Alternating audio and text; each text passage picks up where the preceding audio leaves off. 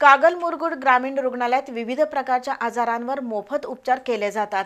त्यामुळे हे रुग्णालय जनतेसाठी आधारवड बनले। आता कागल आणि मुरगुडच्या ग्रामीण रुग्णालयात मोफत डायलिसिस उपचार सुविधा सुरू होणार आहे।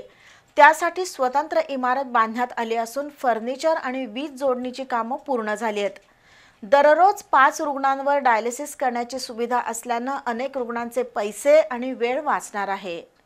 HLL कंपनीनं राज्यातील सर्वच ग्रामीण रुग्णालयात डायलिसिस विभाग सुरू करण्याचं नियोजन केलंय। त्यानुसार कागल आणि मुरगुडमधील ग्रामीण रुग्णालयात ही मोफत सेवा सुरू केली जाणार आहे। त्यासाठी राज्य शासनाच्या वतीनं कागल ग्रामीण रुग्णालयाच्या परिसरात इंडोकाउंट कंपनीच्या CSR फंडातून 900 चौरस फुटाची इमारत बांधण्यात आली आहे। इथं 5 डायलिसिस युनिट बसवण्यात येणार असून इमारतीमधील फर्निचर आणि वीज जोडणीचं काम पूर्ण झालंय।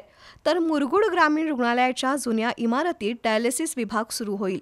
त्यामुळे कागल तालुक्यातील गोरगरीब गरजू रुग्णांना मोफत डायलिसिस मिळणार आहे। नामदार हसन मुश्रीफ यांनी मोफत डायलिसिस युनिट सुरू करण्यासाठी पुढाकार घेतलाय।